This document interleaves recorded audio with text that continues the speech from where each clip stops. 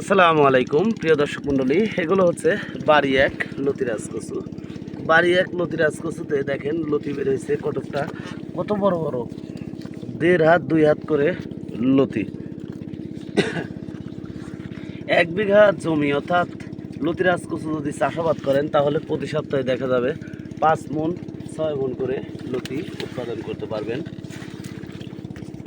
এই যে লতির গঠনগুলি দেখতে পাচ্ছেন, প্রতিটি গাছে, এই গাছটা দেখেন 2টা লতি কি সুন্দর। এই কচু রোপণ করার নিয়ম হচ্ছে লাইনে 1 হাত পরপর লাগানোর নিয়ম, এক লাইন থেকে আরেক লাইন 1.5 হাত পরপর এই লতিরাজ কচু রোপণ করবেন।